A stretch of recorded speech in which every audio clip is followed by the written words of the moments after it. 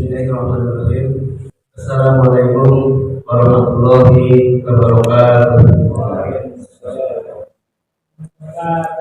Alhamdulillahilladzi hadana li hadza wa ma kunna linahtadiya laula an hadana.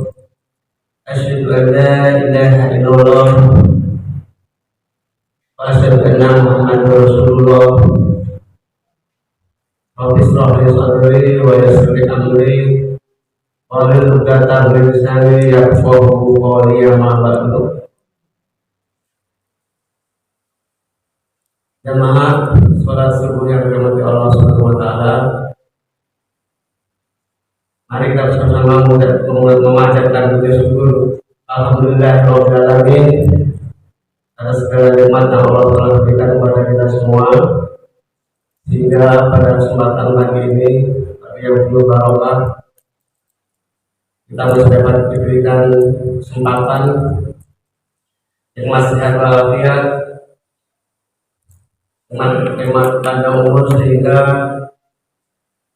kita dapat dapat berkumpul kembali dalam agenda sholat subuh berjamaah dengan kajian ba'da subuh.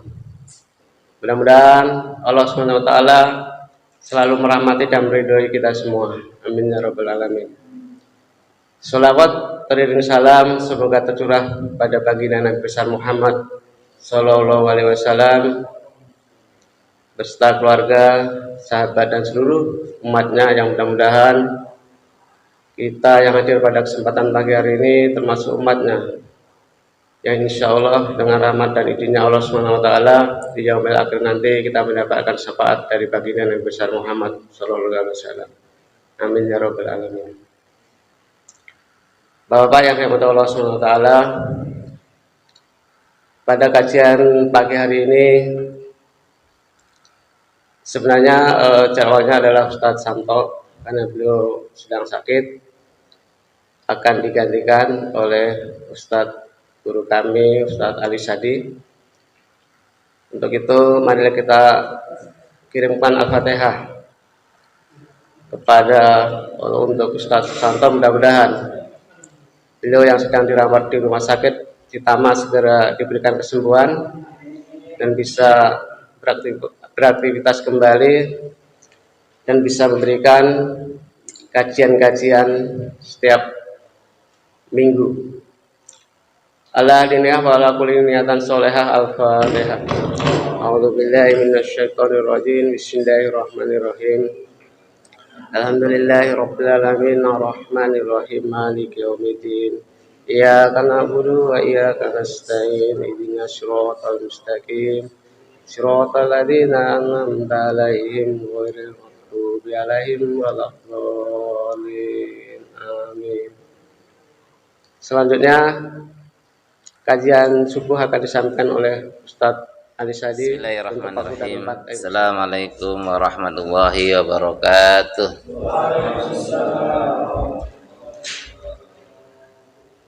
Innal hamdalillah alladzi anzala sakinah fi qulubil mu'minin liyazdadu imanan ma imanihim. Asyhadu an la ilaha illallah wahdahu la syarikalah wa asyhadu anna Muhammadan abduhu wa rasuluhu. Ba'd.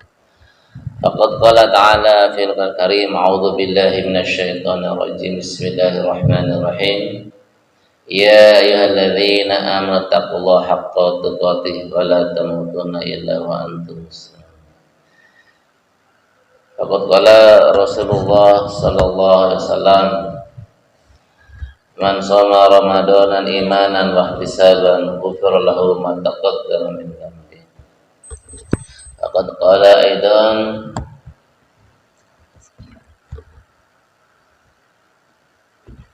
innama bu'istu liutamima makarimal akhlaq. Shadaqallahul azim wa shadaqan nabiyil karim. Hadirin jamaah salat subuh yang dirahmati Allah, kembali tak bosan-bosannya kita senantiasa bersyukur terus kepada Allah Subhanahu wa taala yang masih memberikan kesempatan kepada kita untuk sama-sama melaksanakan sholat subuh berjamaah, dan juga di bulan Ramadan ini kita sama-sama melaksanakan ibadah saum. Mudah-mudahan segala ibadah kita di bulan Ramadan diterima oleh Allah Subhanahu wa taala. Salawat dan salam semoga senantiasa tercurahkan kepada qudwah hasanah kita baginda Muhammad Rasulullah sallallahu alaihi wasallam beserta seluruh keluarganya, para sahabatnya. Mudah-mudahan kita semua termasuk umatnya yang insyaallah mendapatkan syafaatnya di akhirat nanti. Amin ya rabbal alamin. Baik jamaah yang Allah, jadi sebagaimana disampaikan oleh pembawa acara, jadi jadwal kita hari ini sebenarnya Ustaz Susanto, sehubungan beliau sedang kurang sehat, sedang sakit dirawat ya, maka saya membadalkan menggantikan kajian beliau yang setiap pekan ketiga misalnya. Ala kulli hal kita doakan bersama, mudah-mudahan Ustaz Susanto segera diangkat penyakitnya, sehat kembali sehingga bisa beraktivitas seperti biasa. Baik jamaah yang Allah, jadi sekali lagi kita harus bersyukur Pak ya, kita sekarang sudah berada di hari yang ke-15 di bulan Ramadan. Tentunya kita semua sangat berharap ya ibadah tahun ini menjadi ibadah Ramadan terbaik yang kita lakukan, sehingga kita harus senantiasa meningkatkan terus ya kuantitas dan kualitas ibadah kita kepada Allah Subhanahu wa taala. Nah, terkait dengan hubungannya dengan Ramadan, jadi ini ada amalan-amalan yang sekali lagi ya bisa akan merusak pahala puasa kita. Nah, kemudian juga sehubungan dengan kajian hadis Arba'in Nawawi, kita mencoba akan murojaah atau mengulang kembali materi-materi yang pernah disampaikan oleh Ustaz Santo, karena biasanya kita ini ternyata memori kita cepat lupa Pak ya, cepat hilang. Makanya kalau kita lihat iklan di TV itu kan ayo berterus-terus ya, sehingga apa, memori kita akan ingat terus. Itulah pentingnya kenapa kita harus banyak mengulang-mengulang dalam belajar ya. Kenapa? Biar kita ingat terus gitu ya. Ini ada hadis yang ke-15, silakan dibuka jamaah sekalian, yaitu hadis terkait dengan etika ya orang beriman ya. Ini karena sangat hubungannya dengan ibadah kita yang sekarang lakukan ya, gitu kan. Ya sebelumnya juga harus kita pahami ya bahwa misi dakwah Nabi itu di samping memang misi dakwah tauhid, juga misi dakwah untuk melakukan perubahan akhlak manusia ya. Sebagaimana dalam kalimat tadi ya, jadi innama bu'istu liutammima makarimal akhlak. Bahkan dalam hadis yang lain, akmalul imanan imanuhum ahsanuhum khuluqan. Ya, seorang muslim mukmin yang sempurna imannya adalah orang paling baik akhlaknya. Apa artinya? Betapa pentingnya nilai akhlak harus kita jaga, harus kita miliki. Kenapa? Standarnya itu kalau orang beriman itu pasti akhlaknya baik. Ya, ini yang harus diperhatikan. Nah, kita ini sama-sama belajar ingin memperbaiki akhlak kita semuanya. Baik, mungkin biar nggak ngantuk kita baca bareng-bareng Pak ya. Ya, bismillahirrahmanirrahim. An Abi Hurairah radhiyallahu anhu anna Rasulullah sallallahu alaihi wasallam qala man kana yu'minu billahi wal yaumil akhiri falyaqul khairan aw liyasmut wa man kana yu'minu billahi wal yaumil akhir falyukrim jarahu wa man kana yu'minu billahi wal yaumil akhiri falyukrim daifahu. Rawahu Bukhari wa Muslim. Jadi jamaah sekalian, hadis ini sangat familiar ya, sering kita dengar ya. Saya kan juga jamaah banyak yang sudah hafal hadis ini. Cuma kadang-kadang tadi kita suka lupa ya dengan panduan etika akhlak yang Nabi sudah contohkan kepada kita semuanya. Jadi dari sini jemaah sekalian, ini sekali lagi mengingatkan kepada kita, siapa yang merasa beriman, maka yuk kita semuanya introspeksi nih dari hadis ini. Karena sekali lagi ini standarnya harus kita miliki nih kalau ngaku beriman gitu. Jangan hanya mengklaim misalnya beriman sementara kita sendiri tidak memiliki muwasafat atau standarisasi yang sudah Nabi tanamkan ajarkan kepada kita yang aku beriman.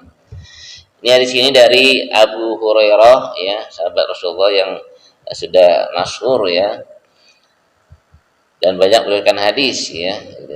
Jadi kata beliau dari An Abi Hurairah radhiyallahu anhu ya, dari Abu Hurairah radhiyallahu anhu, anna Rasulullah sallallahu alaihi wasallam, sungguhnya Rasulullah SAW bersabda. Apa kata beliau?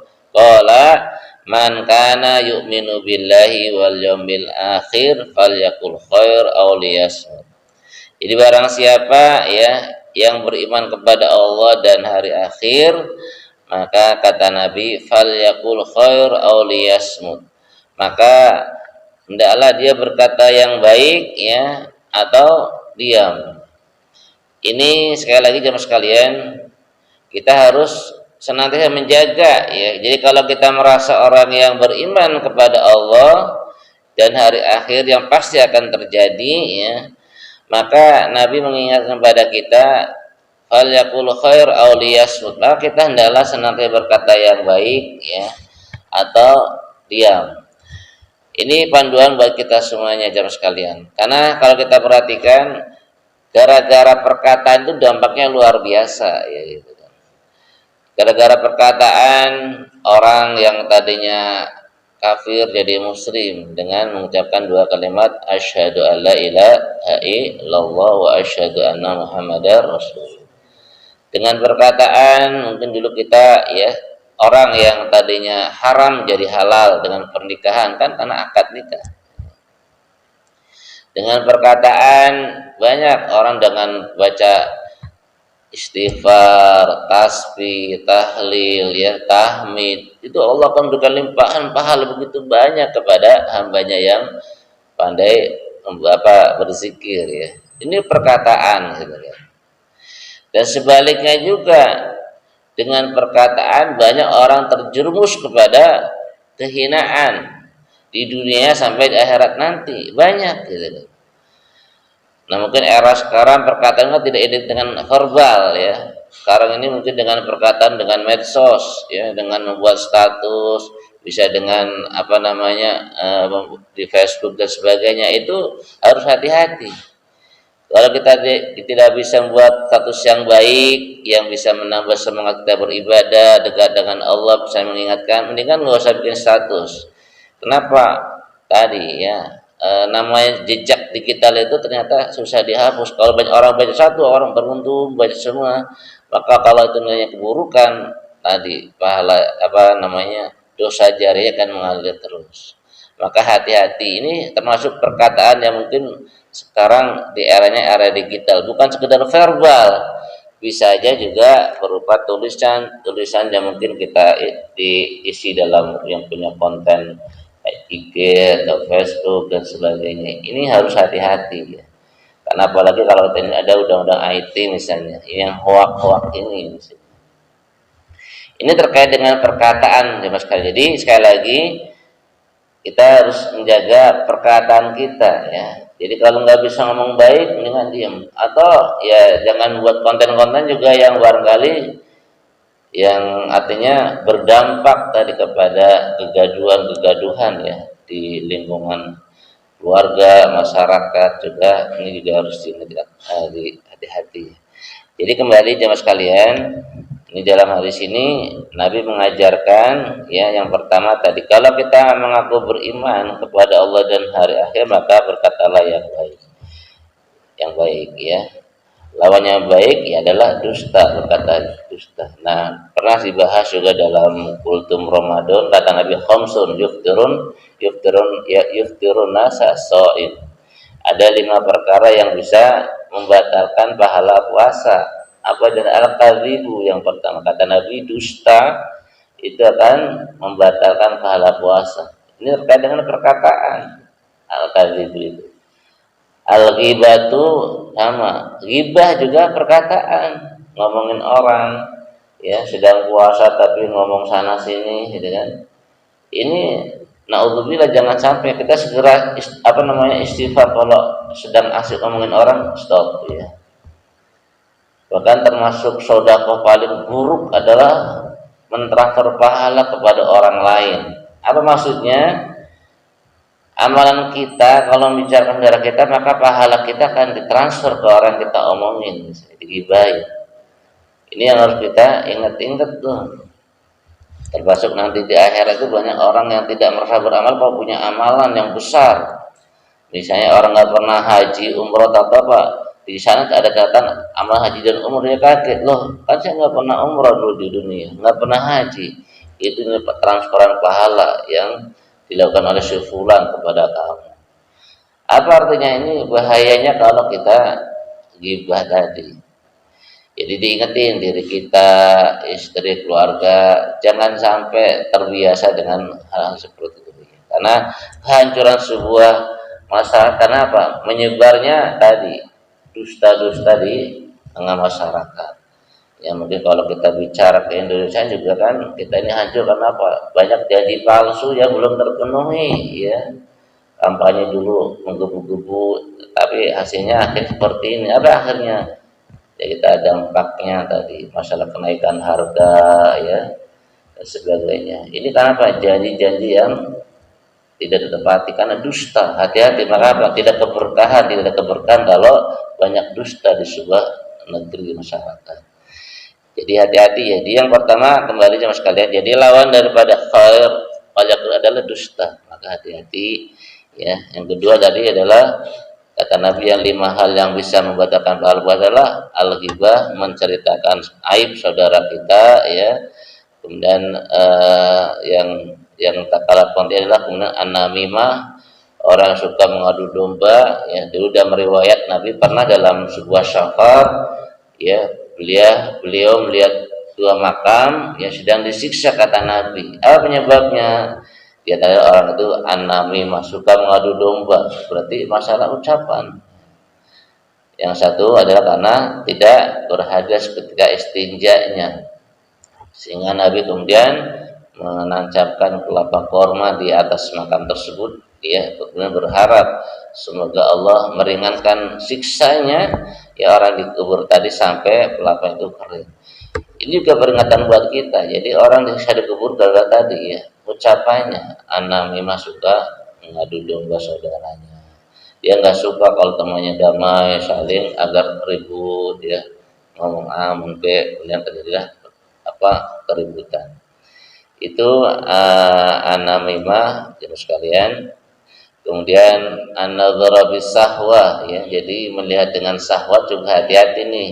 Kita kan sekarang eranya era HP digital, banyak tuh kalau kita buka internet muncul iklan-iklan yang naudzubillah.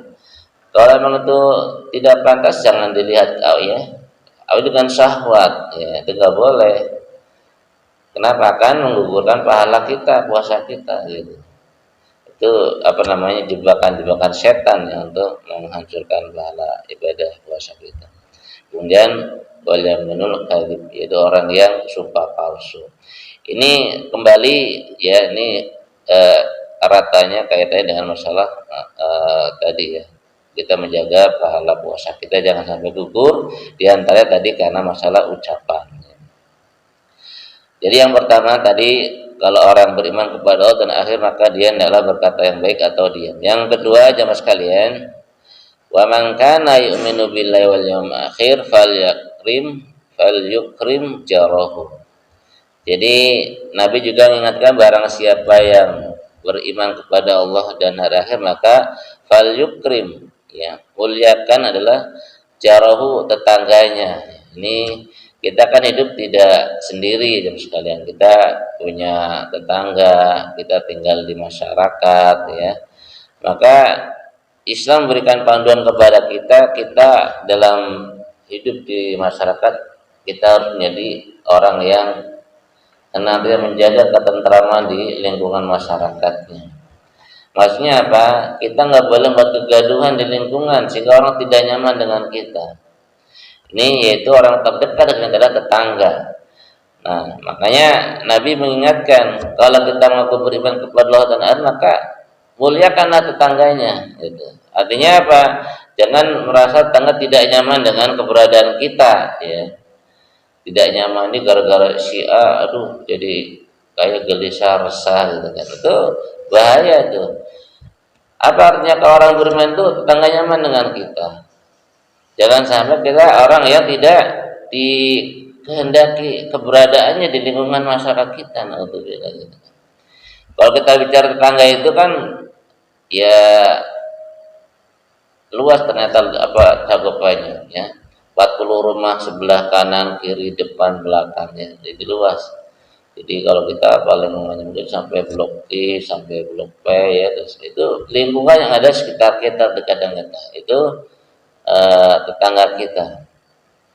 Makanya luar biasa Islam itu adalah agama yang rahmatan lil alamin, bukan agama radikal atau intoleransi, bukan. Islam adalah agama yang sangat toleran gitu. Cuman karena banyak pihak tertentu yang sekarang ini mencoba gitu kan, ya artinya menstigma Islam adalah agama yang menyebar kebencian, radikal. Ini pihak-pihak tidak suka dengan kebangkitan Islam gitu. Karena apa? Tidak sesuai dengan ajaran yang sebenarnya. Islam adalah rahmatan lil alamin. Jangan kita kepada namanya saudara muslim, non muslim pun kita wajib menghargai tetangga kita. Ya, wanti-wanti Nabi dulu kepada sahabat yang tetangga orang Yahudi, Nasrani. Mereka punya hak bertetangga. Gitu.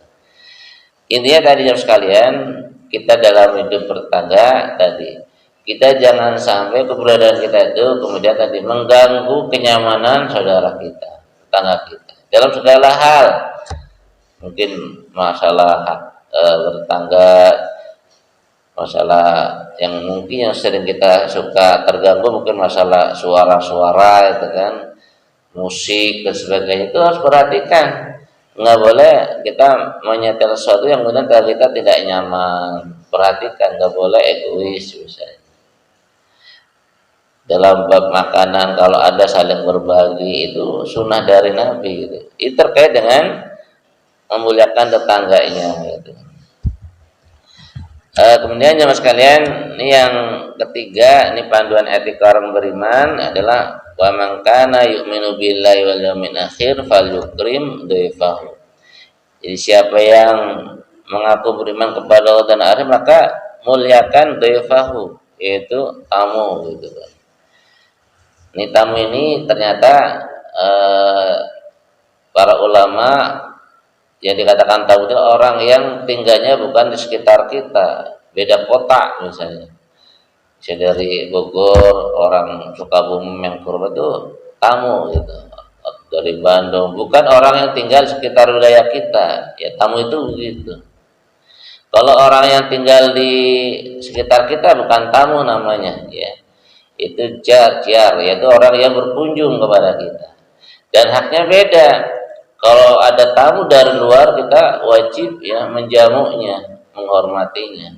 Dan kita tidak boleh menolak. Ada orang misalnya dari Sukabumi, keluarga atau siapapun yang datang ke rumah, nggak boleh saya nggak mau nggak tamu, nggak boleh. Karena apa? Itu etikanya harus kita hormati, muliakan. Makanya kita ada kewajiban menjamunya semampu kita, maksimal ya banyak riwayat 3 hari kalau kita sebagai tamu ya berkunjung kepada saudara keluarganya. Jangan sampai juga kita merepotkan orang yang di rumahnya. Kalau dia orang yang nggak ada, kasihan. Kenapa? Dia terkait dengan beban untuk menjamunya. Kalau lebih dari 3 hari segera pamit gitu. Tamu itu adalah tadi orang yang rumahnya tidak di sekitar kita, jauh, bisa lintas kota ya, atau mungkin dari luar negeri. dan yang ini adalah tidak tinggal dengan lingkungan kita. Kalau orang yang dekat dengan kita namanya jiar ya, yaitu orang yang berkunjung. Itu bisa aja orang berkunjung kita boleh menolak. Misalnya kita sedang sibuk, ada orang ketok-ketok tetangga kita, assalamualaikum, maaf ya, saya lagi ada ini. Itu nggak masalah menolak ya orang-orang yang jiar kalau kondisi kita memang tidak mungkin. Jadi kalau sesuatu tamu tadi doifah itu ternyata para ulama ya kita wajib menerimanya. Gitu. Ini terkait dengan pemahaman itu doifah tadi seperti itu. Ini jemaah sekalian, jadi ini terkait dengan panduan-panduan ya etika kita dalam berakhlak ya. Pada pertama tadi terkait dengan adab kita kepada masalah perkataan ya. Kedua adab kita kepada tetangga dan adab kita kepada tamu ya. Mudah-mudahan dari hadis yang singkat ini ya sekali lagi jamaah sekalian ini menjadi catatan kita bersama. Kira-kira kita pantas gak sih termasuk orang yang beriman? Nah, kalau belum berarti mencoba kita mujahadah memantas-mantasin diri, menjaga perkataan ya, kemudian memuliakan tetangga kita dan juga memuliakan tamu yang berkunjung ke rumah kita. Inilah barangkali yang ada dalam hadis ke-15 terkait dengan etika orang yang beriman. Gitu. Mungkin kurang lebihnya sampai di sini barangkali ada yang mau bertanya atau menambahkan, tafadhol. Ini saya hanya membacakan saja. Ya mudah-mudahan ini menjadi introspeksi buat saya pribadi, buat jamaah sekalian. Mumpung kita sekarang di Ramadan, yuk kita banyak muhasabah, introspeksi ya. Jangan sampai kita tidak sadar ya mengaku beriman tapi tidak memperhatikan akhlak adab-adab yang sudah dijadikan panduan buat kita. Baik, mungkin biar gak pada ngantuk, biar ini ada yang mau bertanya silakan. Ini waktunya sampai jam berapa nih? Suruh ya. Nih karena biasanya kan kalau sedang puasa habis sahur kan sedang proses ya. Itu luar biasa ngantuknya. Itu saya merasakan gitu ya. Makanya tolong ikutin udah tidur gitu. Ya ini nggak bagus, ternyata tidur habis subuh itu nggak sehat. Harus dilawan.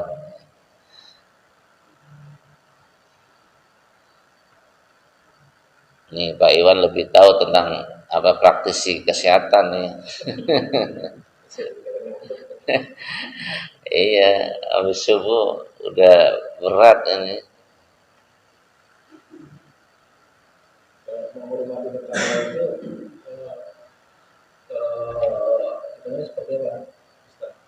Apa itu?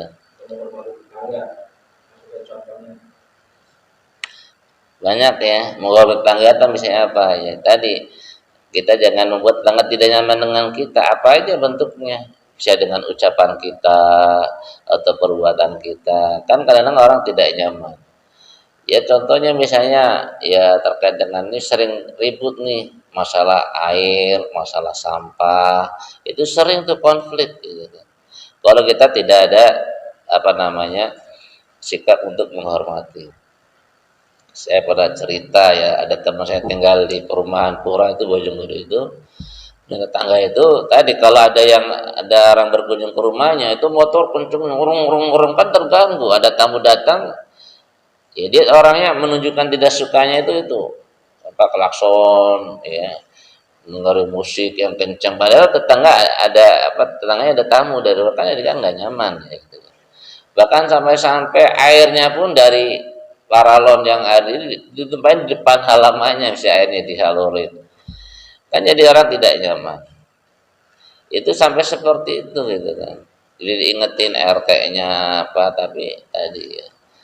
Sampai akhirnya kita sampai sekarang masih bersabar juga dengan tetangga tersebut gitu. Ya artinya menjadi lahan pahala. Sisi lain ujian buat kita yang aku beriman dan menjadi lahan pahala. Ya udah kalau ada sampah diambil, buang ada air ya udah bersihin. Udah diingetin gak mau juga barangkali Allah sedang menguji. Ya, kita jangan kita lawan lagi dengan sikap yang buruk tadi. Sama aja kita seperti mereka yang begitu. Jadi kalau kita punya tangga yang kurang baik, itu ujian buat kita. Jangan mulai kita kemudian nimpah, ya sebaliknya, berarti sama aja kita akhlak yang buruk dengan tangga itu. Ya, ya mudah-mudahan Allah sedang berikan tadi kesempatan kepada kita untuk tadi berbuat amal, ya. Mudah-mudahan dengan itu semakin banyak pahalanya. Ya kita husnudzon aja, tetap kita dakwain, kita ingetin, gitu. Ya tadi bisa dengan cara perbuatan, ucapan, ya. Itu biasa banyak konflik di lingkungan seperti itu. Nah kita yang beriman ya bersabar gitu dengan cara pada mengingatkan tetap berbuat baik. Ya mungkin kalau mereka ini barangkali kurang hadiah, diberi hadiah biasanya juga melembutkan hati. Orang tadinya marah-marahan gitu kan, ya Bismillah mohon kepada Allah, tidak kan ada sunnah Nabi ya memberikan hadiah. Siapa tahu dengan beliin martabak telur ke rumahnya, ya kan? Yang tadinya marah jadi itu ini apa namanya etika aja gitu kan. Maka barang dia butuh perhatian kita, merasa oh kita kok banyak rezekinya kok diem-diem baik misalkan, dia berbagi dengan tetangga itu juga bisa gitu kan, untuk melembutkan kekerasan tetangga banyak ya gitu. Wallahu alam gitu. Ini Pak Ahmad orang Blok P, gimana tetangga ini warga baru. Blok P orangnya aman-aman gitu ya. Dulu ada orang dari Kemayoran, Sunter, tinggal di daerah Pak Ahmad Blok B itu. Iya nih, baru sebulan dia nggak tahan. Kenapa? Ya pernah datang kemarin main. Wah, saya nggak betah gitu. Kenapa? Anak-anaknya ngomongnya kasar, bahasa kasar gitu kan. Pokoknya untuk anaknya yang baru punya anak dua, dia merasa mengeluh, wah ini kayaknya nggak bagus. Akhirnya dia nggak nerusin tuh, nggak tahu rumah dijual atau apa. Nah ketika dia main di sini kok anaknya beda gitu kan omongannya gitu. Ternyata apa, memang kita nggak bisa simsalabim menciptakan lingkungan yang baik dari kita yang peduli dengan lingkungan. Kalau kita membiarkan anak ngomong jelek, ya nanti anak merasa terbiasa. Oh, nggak apa-apa loh di sini ngomong begitu. Jadi kalau lingkungan itu punya kepedulian, ketika ada kita ingin menciptakan lingkungan yang baik, maka harus punya kepedulian lingkungan bareng-bareng. Gitu. Kalau ada kamu yang kurang bagus, jelek, ingetin itu nggak boleh. Saling itu jadi kewajiban bersama. Ya. Jadi sama ya, di mana-mana kita nggak bisa pengen lingkungan baik kalau kita sendiri nggak peduli dengan lingkungan. Makanya tadi pentingnya tadi untuk menjaga kekompakan lingkungan tadi harus ada kesepakatan bersama. Ya, ini di Blok P juga si orang yang muda-muda kan biasa ya, anak-anaknya baru usia-usia itu, maka hati-hati juga. Ya. Samalah di mana-mana akan seperti itu. Baik, mungkin ada yang nambahin, yang bertanya silakan.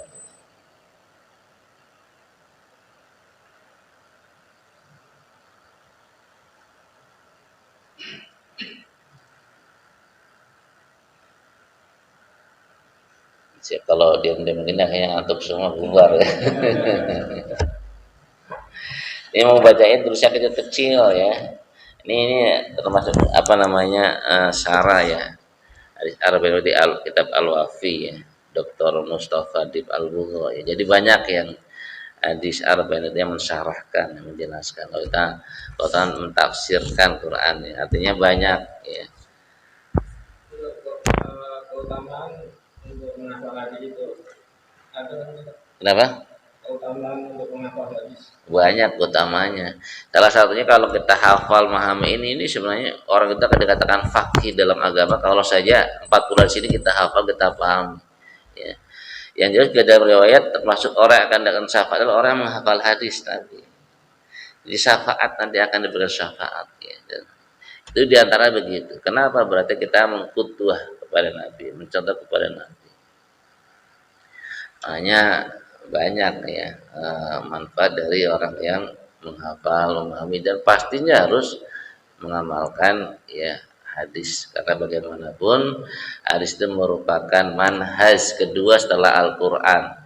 Jadi pedoman kita ini setelah Al-Quran adalah hadis. Setelah hadis baru namanya ijma, ya kesepakatan para ulama. Kita punya MUI, kita punya panduan. Ya, jadi segala satunya kita pada kepada MUI yang di situ kumpulan para ulama yang memberikan fatwa. Ya. Ada yang namanya kias.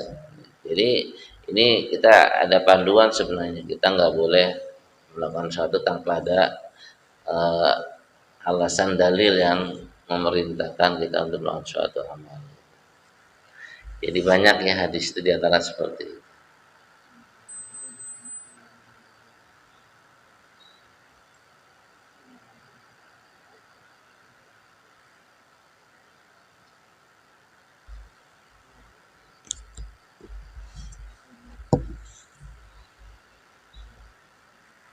Mungkin yang perlu ditambahkan juga, mungkin sebagaimana pemahaman kita dalam ahli sunnah wal jamaah itu, nama iman itu kan adalah suatu apa yang diyakini dengan hati ya, tasdiqu bil qalbi, iqrarun bil lisan, wal amalu bil arkan. Jadi ini sebuah keyakinan dalam keyakinan kita bahwa yang namanya iman itu sesuatu yang diyakini oleh hati. Kita harus yakin, kemudian diikrarkan ya dengan kalimat tauhid dan diamalkan dengan perbuatan. Nah, kalau kita nggak beriman kan terkait dengan perbuatan, etika tadi ya.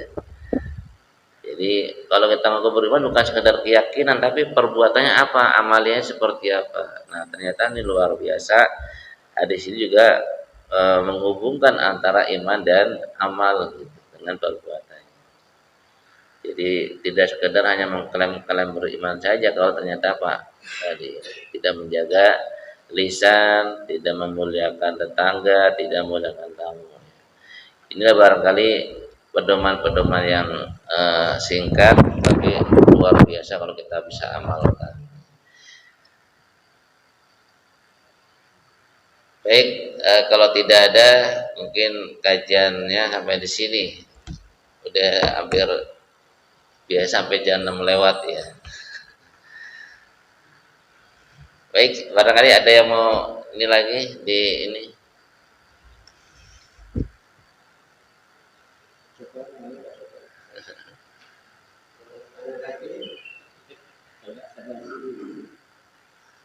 Karena suasana menghantarkan tidur ya. Ya, mungkin Bapak-bapak masih ada pertanyaan. Kalau nggak saya mau nanya satu Ustaz, ini berkenaan dengan perkataan baik dan atau diam ini Ustaz. Kadang di WA ya, di medsos itu sering sifatnya bercandaan Ustaz itu, kata-kata bercanda. Akhirnya yang bersangkutan itu mungkin agak tersinggung gitu. Tapi saat diluruskan oleh yang bersangkutan, yang bercanda ini bilangnya, kamu jangan baperan gitulah, itu kan bercandaan ya. Nah, itu menyikapi seperti itu bagaimana Ustaz?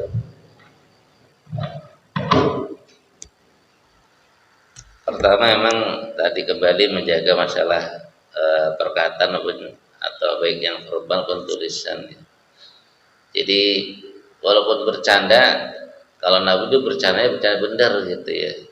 Ya tapi membuat suasana tidak tegang, tapi memang benar gitu. Mungkin yang sering kita dengar kisah Nabi bercanda dengan sama nenek kan ya. Ketika itu nenek bertanya, Rasulullah sampai surga enggak ya nanti? Wah enggak nek, nenek nggak bisa masuk surga gitu. Oh langsung nangis si nenek tadi kan. Ya Nabi tersenyum gitu. Maksudnya apa? Sebentar nek. Jadi nenek kalau surga nggak ada lagi nenek di surga. Nanti nenek kalau surga muda lagi, kayak gadis lagi. Akhirnya kan dia, oh gitu. Jadi itu candaan-candaan yang sebenarnya kenyataan nanti seperti itu. Gitu. Nah kadang-kadang kita dalam bergaul di lingkungan tadi banyak candaan-candaan yang hanya buat orang ketawa saja. tapi penuh dengan dusta. Mungkin stand up komedi itu kan apa, bagaimana buat orang tertawa saja, kata-katanya banyak kan kata dusta gitu kan, ya tidak sesuai dengan kenyataannya seperti itu. Ini hati-hati juga nih orang yang punya profesi seperti itu, yang bikin banyol. Bukan kalau orang kata, kenapa kebanyakan perkataan ini? Kalau perkataan itu membuat orang tetapi benar, itu bukan dusta. Nah kalau tadi dengan tulisan-tulisan ya, ini memang sering terjadi konflik gara-gara tulisan gitu kan.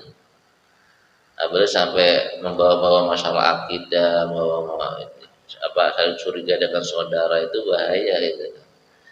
Jadi kadang-kadang tulisan di WA itu nggak ada masalah. Yang baik itu adalah langsung tatap muka gitu. Nah, bagaimana kalau terjadi seperti itu, ya minta maaf orang bersangkutan langsung, itu lebih baik. Ya jangan di WA lagi, kalau emang dekat dengan sampaikan maaf. Ya kita khilaf tadi bercanda misalnya kan. Kalau ternyata tulisan nyinggung perasaan, segera jangan kita diamkan gitu. Kalau sekiranya butuh ada orang pendamping ketiga yang bisa menjadi mediator, nggak apa-apa. Tapi kalau cukup dengan yang bersangkutan, yang nulis dengan bersangkutan, lebih baik. Gitu. Ini apa artinya? Jangan ada berlama-lama kalau ada kesalahpahaman yang model-model tadi gara-gara menyangkut masalah WA atau sebagainya.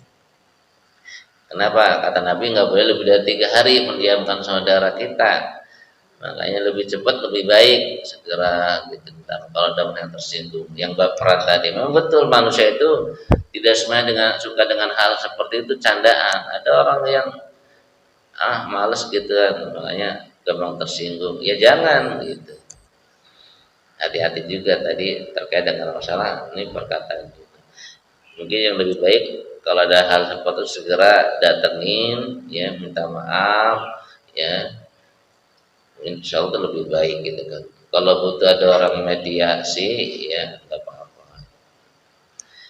Nanti pelajaran kan kita harus hati-hati lagi gitu.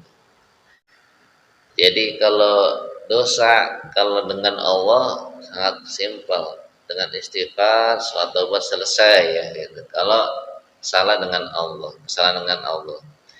Kalau kesalahan dengan sama saudara itu, kalau dengan verbal lagi. Saya pernah ngomongin, maaf ya saya ngomong tadi keceplosan gitu kan, nyinggung. Tapi secara manusiawi tetap hablum minanas ya. Jadi kalau kesalahan terkait dengan ucapan apa tindakan, minta maaf segera. Kalau kita pernah mukul, minta maaf tuh ya. Nah termasuk utang piutang nggak selesai dengan minta maaf saja, harus selesaikan akadnya. Utang janji itu nggak cukup dengan minta maaf lahir dan batin misalnya, enggak, itu terkait dengan hak sama manusia, jadi beda gitu kan. Jadi ya syukur-syukur bisa ketemu langsung ya. Kalau nggak bisa karena jarak tempuhnya jauh, dengan WA atau dengan telepon itu lebih baik ya. Kalau misalnya nggak bisa ketemu langsung orangnya, jadi selesaikan cara manusia. Jadi tetap insya Allah kalau kita lapang dada tadi memaafkan, insya Allah dimaafkan. Tapi kan tidak semua orang kayak kita maafkan. Ada orang punya dendam gitu kan, saya kata itu. Tapi kita ya harus punya sifat pemaaf gitu ya. Jadi nggak cukup dengan itu ya Pak Dewi, tetap ya kalau kesalahannya ucapan, sampaikan aja, saya pernah ngomongin Bapak, maaf ya. Saya pernah ini gitu kan. Insya Allah itu lebih clear nantinya di akhirat.